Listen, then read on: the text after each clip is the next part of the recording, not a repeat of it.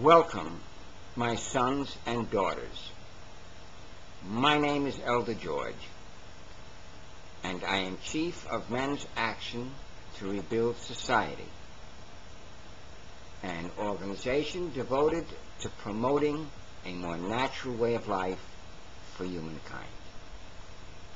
The title of today's video is Big Government and Emasculated Men. Big Government. Welcome, my sons and daughters.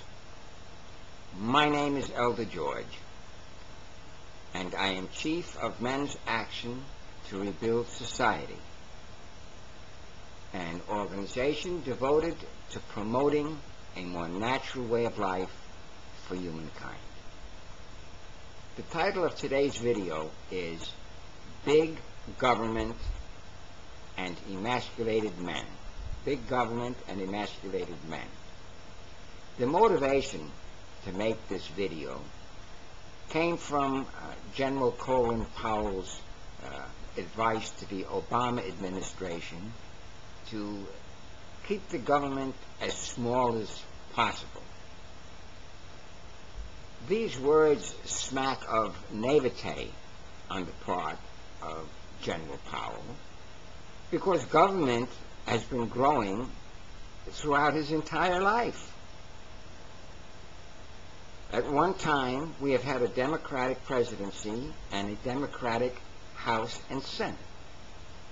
At another time, we had a Republican presidency and a Republican House and Senate. During both administrations and any combinations thereof, the government has continued to grow. While more people appear to be concerned with the growth of government, the cause of the growth never gets addressed. Government growth has nothing to do with which political party is in control.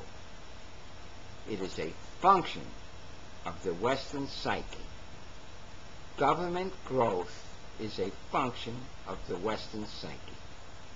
When men lose their authority, government grows. When men lose their authority, government grows.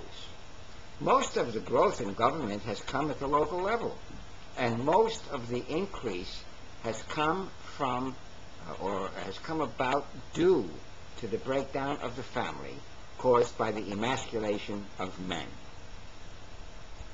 Caseworkers, therapists, the foster care system, welfare, family courts, family counselors, attorneys, judges have all been added to the government payroll as a result of the breakdown of the family. Government has grown in order to deal with the explosion in the rate of unwed motherhood, which in the 1950s was 1% and now has reached 40%. It has to deal with child custody and child support issues due to this increase in unwed motherhood and increase in divorce. Government has to deal with the care of children of working mothers. It deals with the depression of women and children as a result of the breakdown of the family. It deals with the ever-growing prison population caused by the incarceration of men accused of sexual abuse, domestic violence, and lack of child support. Government has established orphanages, foster care, senior citizens' homes, homes for unwed mothers. The institutionalized care of people is a Western export. There were no old age homes in India before the arrival of Western man. There were no orphanages in Africa before the arrival of the Europeans. Many African native tribes have no word in their vocabulary for orphan or foster care. those societies were patriarchal. Men had authority. Family was the focal point of society. There was no need for large government. In America, a huge and growing governmental infrastructure has developed to deal with the destruction of the family brought about by the neutering of the man. The laws against men are deliberately prejudicial and unfair in order to break down the family and increase the power of government. Know this clearly, my sons and daughters. Family court laws are deliberately prejudicial to men so that government can increase its control over the populace. Western society has institutionalized the care of human beings because it has no concept of patriarchy, extended family, or the purpose of human existence. It has no respect for men and women either. It only recognizes persons, whatever that is. What does a person do? We'll discuss that another time. Approximately 10% of the adult population works for the government, and this does not include the military. Are people happier now that the government has taken over domestic relations from the men? 10 million American women and 3 million girls now suffer from depression. Is that a sign of happiness? 1 million of our school children are being given Ritalin.